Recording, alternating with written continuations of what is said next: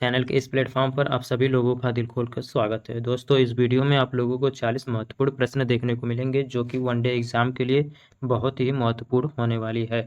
साथियों, इस वीडियो के माध्यम से आप लोग रेलवे के एग्ज़ाम हो, एसएससी जीडी के एग्ज़ाम हो, एनटीपीसी के एग्ज़ाम हो, टीचिंग के एग्ज़ाम हो, इन सभी एग्ज़ामों में जिनमें कि वनडे एग्ज़ाम की तैयारी स्पेशली करके बहुत ही महत्वपूर्ण होने वाली है ये वीडियो।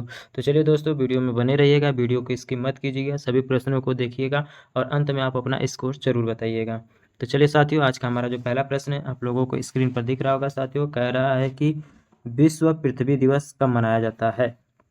क्या 22 अप्रैल को, 20 अप्रैल को, 22 जनवरी को या 23 अप्रैल को?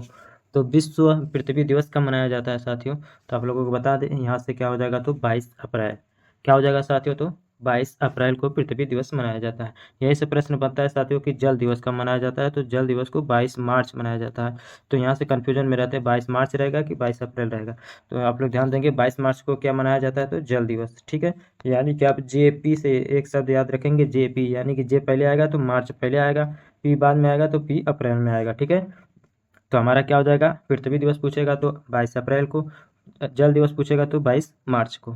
ठीक है, चलिए आगे बढ़ते हैं। और 22 मई को जैव विविधता दिवस भी मनाया जाता है। तो 22 का आप लोग कैलकुलेशन जरूर याद रखेंगे। 22 मई जो होता है बायोडाइवर्सिटी डे, यानी कि जैव विविधता दिवस भी मनाया जाता है। ठीक है, चलिए आप लोग दूसरे प्रश्न की तरफ बढ़ते हैं। तो यहाँ से 22 मार्च से पूछेगा तो जल दिवस, 22 अप्रैल पूछेगा तो पृथ्वी दिवस, 22 मई पूछेगा तो जैव विविधता दिवस मनाते हैं। मनमोहन सिंह किस प्रधानमंत्री के कार्यकाल में वित्त मंत्री थे? तो साथियों, आप सभी लोग जानते हैं मनमोहन सिंह क्या थे, तो प्रधानमंत्री भी देश के रहे हैं 2004 से 2014 के बीच में। क्या कब से कब साथियों? तो 2004 से 2014 के बीच में ये देश के प्रधानमंत्री भी थे। लेकिन साथियों, उससे पहले आप लोगों को बता दें कि यह वित्त मंत्री के रूप में कार्य कर चुके थे। तो वही पूछ रहा है कि यह किसके कार्यकाल में यह वित्त मंत्री थे। ऑप्शन देख लीजिए साथियों, क्या जवाहरलाल नेहरू? तो जवाहरलाल नेहरू की बात किया जाएगा दोस्तों तो 1962 तक, आज़ादी से लेकर 1962 तक ये क्या थे, तो देश के प्रधानमंत्री थे। तो और ऑप्शन दूसरा कह रहा है इंदिरा गांधी, सी कह रहा है राजीव गांधी, डी कह रहा है कि पीवी नरसिम्हा राव। तो साथियों, जब ये वित्त मंत्री थे तो उस समय किसका शासनकाल कार्यकाल था? तो पीवी नरसिम्हा राव का कार्यकाल था। यानी कि प्रश्न नंबर 2 का क्या हो जाएगा, तब ऑप्शन नंबर डी सही जवाब हो जाएगा। आगे बढ़ते हैं साथियों, प्रश्न नंबर तीसरा कह रहा है कि संविधान का संरक्षक कौन होता है? क्या सुप्रीम कोर्ट होता है, राष्ट्रपति होता है, उपरोक्त दोनों, और डी कह रहा है कि उपरोक्त यानी कि इनमें से कोई नहीं। तो बताइए साथियों कि संविधान का संरक्षक कौन होता है? तो साथियों, हमारा क्या हो जाएगा, तब ऑप्शन ए सही जवाब हो जाएगा, सुप्रीम कोर्ट। क्या हो जाएगा साथियों? तो सुप्रीम कोर्ट हो जाएगा।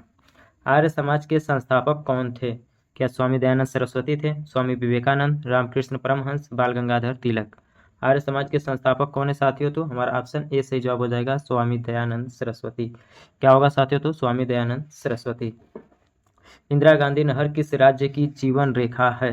क्या हरियाणा की है, राजस्थान की है, केरल की है या महाराष्ट्र की है? तो इंदिरा गांधी जो है वो किस राज्य की जीवन रेखा है? तो साथियों वो राजस्थान की। ठीक है, और पूछेगा भारत की सबसे लंबी नहर कौन सी है साथियों? तो है हमारा क्या, इंदिरा गांधी नहर ही है। इंदिरा गांधी नहर भारत की सबसे लंबी नहर मानी जाती है। इस्लामिक कैलेंडर के अनुसार रमजान कौन सा महीना है? क्या पहला है, छठा है, सातवां है या नौवां है? तो रमजान कौन सा महीना होता है साथियों? तो नौवां महीना के अंतर्गत आता है। आगे बढ़ते हैं, किस जगह ब्रह्मपुत्रा को सांगपो के नाम से जाना जाता है? क्या नेपाल में, श्रीलंका में, चीन में या तिब्बत में? तो ब्रह्मपुत्रा नदी जो है तिब्बत से होते हुए भारत में प्रवेश करती है। तो तिब्बत में से सांगपो के नाम से जाना जाता है। ठीक है साथियों, कहाँ पर? तो तिब्बत में से सांगपो के नाम से जानते हैं। आगे बढ़ते हैं साथियों, कह रहा है जैन धर्म के 24वें तीर्थंकर कौन थे? क्या महावीर स्वामी थे, बी कह रहा है पार्श्वनाथ थे, सी कह रहा है कि अष्टनेमी थे या मल्लिकानाथ थे? तो बताइए साथियों, तो 24वें तीर्थंकर में कौन थे? तो महावीर स्वामी थे, जिन्होंने जैन धर्म को एक नई ऊंचाई, नया दिशा प्रदान की। वही पार्श्वनाथ की बात करेगा साथियों तो 23वें नंबर के थे, और पहला नंबर पूछेगा तो ऋषभदेव थे। जैन धर्म के जो प्रथम तीर्थंकर थे वो ऋषभदेव। 23वां पूछेगा तो पार्श्वनाथ, और 24वां पूछेगा तो महावीर स्वामी जी हो जाएंगे। 1 अप्रैल को उत्कल दिवस, कौन सा दिवस साथियों? तो उत्कल दिवस किस राज्य में मनाया जाता है? क्या उड़ीसा में मनाया जाता है, गुजरात में मनाया जाता है, नागालैंड में मनाया जाता है या गोवा में मनाया जाता है? तो 1 अप्रैल उत्कल दिवस कब मनाया जाता है साथियों? तो उड़ीसा में यह मनाया जाता है। और प्रश्न आपसे ये भी पूछ सकता है केवल कि उत्कल दिवस कब मनाया जाता है? तो ये 1 अप्रैल को मनाया जाता है। डायरेक्ट यहाँ से ये प्रश्न पूछ सकता है कि उत्कल दिवस किस राज्य में मनाया जाता है? तो उड़ीसा में मनाया जाता है। राष्ट्रीय एकता दिवस कब मनाया जाता है? क्या 3 अक्टूबर, 31 अक्टूबर, 4 दिसंबर या 10 फरवरी? तो राष्ट्रीय एकता दिवस सरदार वल्लभ भाई पटेल की जयंती है और ये 31 अक्टूबर को राष्ट्रीय एकता दिवस मनाया जाता है। भारत में सिक्के कौन जारी करता है? क्या वित्त मंत्रालय जारी करता है, वित्त आयोग, नीति आयोग या संचित निधि? तो सिक्का कौन जारी करता है साथियों? तो वित्त मंत्रालय करता है, यानी कि प्रश्न नंबर 11 का क्या हो जाएगा तब? ऑप्शन नंबर ए सही जवाब हो जाएगा। नीति आयोग की बात किया जाएगा दोस्तों, तो इसकी स्थापना 1 जनवरी 2015 को पंचवर्षीय योजना के स्थान पर नीति आयोग को लिया गया है। आगे बढ़ते हैं, पंचायती राज का चुनाव कौन करवाता है? क्या राज्य सरकार करवाती है, केंद्र सरकार करवाती है, सर्वोच्च न्यायालय या डी कह रहा है कि इनमें से कोई नहीं? तो साथियों जो पंचायती राज का चुनाव होता है वो राज्य सरकार करवाती है, यानी कि ऑप्शन ए सही जवाब हो जाएगा। ईसा मसीह का जन्म कहाँ हुआ था? क्या इजराइल में, कुवैत में, केन्या में या श्रीलंका में? तो ईसा मसीह का जन्म कहाँ हुआ था साथियों? तो इजराइल में हुआ था, यानी कि ऑप्शन ए सही जवाब हो जाएगा। वेनुवन बुद्धा विहार किस राज्य में स्थित है? तो बताइए साथियों जो वेनुवन बुद्धा विहार है वह किस राज्य में स्थित है? तो साथियों इसका जो सही जवाब हो जाएगा हमारा ऑप्शन ए वाला ही सही जवाब हो जाएगा, त्रिपुरा में यह स्थित है। किस राज्य में है? तो त्रिपुरा में ये स्थित है। चलिए आगे प्रश्नों की तरफ बढ़ते हैं हम लोग। प्रश्न नंबर 15 की तरफ साथियों कह रहा है कि नगर निगम के लिए न्यूनतम जनसंख्या कितनी होनी चाहिए? ठीक है साथियों, प्रश्न एक बार फिर से देख लीजिए। नगर निगम के लिए न्यूनतम जनसंख्या कितनी होनी चाहिए? क्या 2 लाख, 5 लाख, 8 लाख या 10 लाख? तो नगर निगम के लिए 5 लाख तक की न्यूनतम जनसंख्या निर्धारित की गई है। आज़ादी के अमृत महोत्सव की शुरुआत कब हुई? क्या 2 अक्टूबर 2021 से, 5 सितंबर 2021 से, 31 अक्टूबर 2020 से या 12 मार्च 2021 से? तो 12 मार्च 2021 से यह शुरू किया गया था, क्योंकि 12 मार्च को दांडी मार्च शुरू किया गया था, दांडी यात्रा, जो कि 6 अप्रैल तक चला था। तो 12 मार्च 2021 से आज़ादी के अमृत महोत्सव की शुरुआत की गई है साथियों। आगे बढ़ते हैं, भारतीय आर्थिक योजना के जनक कौन हैं? क्या PC Mahalanobis, sir M Visvesvaraya, PC Chandrapal या दादा भाई नौरोजी? तो भारतीय आर्थिक योजना के जो जनक है साथियों वह विश्वेश्वरैया हैं, यानी कि प्रश्न नंबर 17 का क्या हो जाएगा तब? ऑप्शन बी सही जवाब हो जाएगा। पंचायती राज में महिलाओं को कितना प्रतिशत आरक्षण है? क्या 20% है, 30%, 33% या 21%? तो पंचायती राज में साथियों 33% मिलता है। कितना साथियों? तो 33% मिलता है। और 24 अप्रैल को पंचायती राज दिवस मनाया जाता है। 73वें संविधान संशोधन के तहत पंचायती राज की व्यवस्था की गई है। पीसी महालनोबिस मॉडल पर कौन सी पंचवर्षीय योजना आधारित थी? क्या प्रथम, द्वितीय, तृतीय या पांचवी? तो पीसी महालनोबिस मॉडल पे साथियों जो द्वितीय पंचवर्षीय योजना थी वो स्टार्ट की गई थी, जो कि 1956 से 1961 के बीच में किया गया था। द्वितीय पंचवर्षीय योजना साथियों यह उद्योग पर आधारित था, मुख्यतः किस पर? तो उद्योग पर आधारित था, जबकि प्रथम क्या था? तो कृषि पर आधारित था। ठीक है, वही प्रथम कब से कब है? तो 1951 से 1956 के बीच में। चलिए आगे बढ़ते हैं हम लोग। चिपको आंदोलन किससे संबंधित है? क्या वन के संरक्षण से, पर्यावरण से, शिक्षा से? डी कह रहा है कि इनमें से कोई नहीं। बताइए साथियों कि इसका क्या सही जवाब होगा? तो चिपको आंदोलन का संबंध किससे था साथियों? तो वन के संरक्षण से था, यानी कि जो पेड़ों का अंधाधुंध कटाई था उसके रोकाव के लिए चिपको आंदोलन की शुरुआत किया गया था। संविधान में कुल कितनी मूल भाषा थी? क्या 10, 12, 14 या 18? तो बताइए साथियों कि संविधान में कुल मूल भाषा कितनी थी? तो 14, लेकिन इस समय टोटल कितनी है संविधान में? तो 22 भाषा है। ठीक है साथियों, कितनी है? तो 22 भाषा संविधान में इस समय मौजूद है, लेकिन संविधान की कुल मूल भाषा में पूछेगा तो 14 भाषा ही थी। एकीकृत बंजर भूमि विकास कार्यक्रम कब चलाया गया था? क्या 1991 से 92 के बीच में, 92 से 93 के बीच में, 93 से 94 या 97 से 98 के बीच में? इसको 98 कर लीजिए, क्योंकि 97 के बाद 98 आएगा। तो हमारा जो ऑप्शन बी दिया गया है 92 से 93 के बीच में, इसमें क्या है? तो एकीकृत बंजर भूमि विकास कार्यक्रम शुरू किया गया था। विक्रम साराभाई पुरस्कार किस क्षेत्र में दिया जाता है? क्या खेल के क्षेत्र में दिया जाता है, विज्ञान के क्षेत्र में, अंतरिक्ष अनुसंधान के क्षेत्र में या चिकित्सा के क्षेत्र में? तो जो विक्रम साराभाई पुरस्कार है साथियों अंतरिक्ष अनुसंधान के क्षेत्र में दिया जाता है। वह विज्ञान किस क्षेत्र में दिया जाता है साथियों? तो जो कलिंग पुरस्कार है वो विज्ञान के क्षेत्र में दिया जाता है।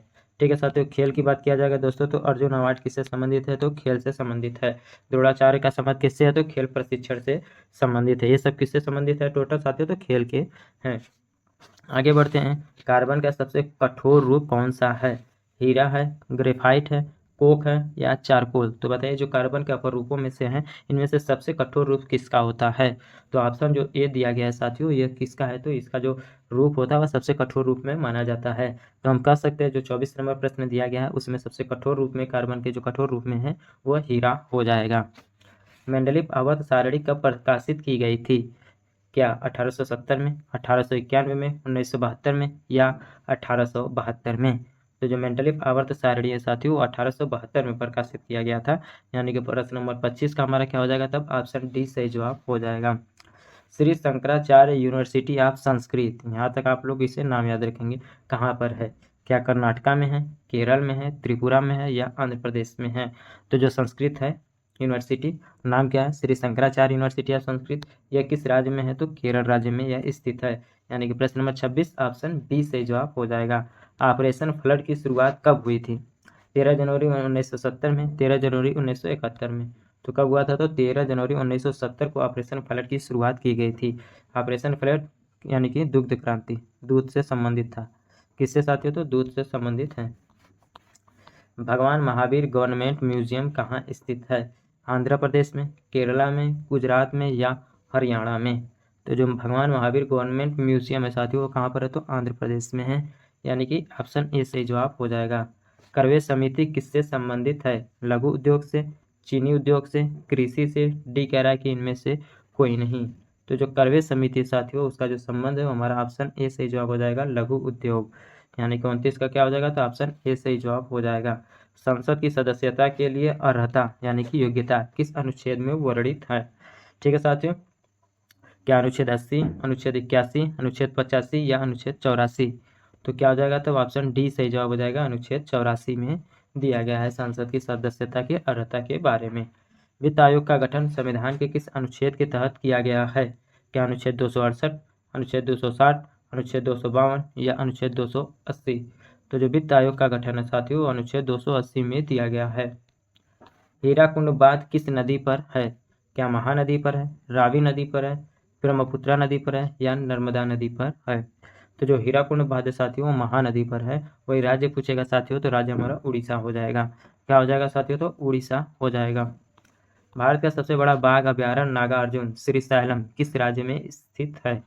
क्या जम्मू कश्मीर में है, तेलंगाना में है, आंध्र प्रदेश में है, राजस्थान में है?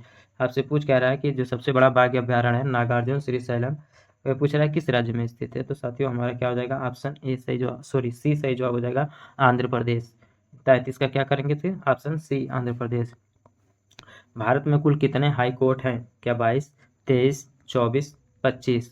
तो वर्तमान की बात किया जाएगा साथियों तो वर्तमान में भारत में कुल हाई कोर्टों की संख्या कितना है? तो 25 है।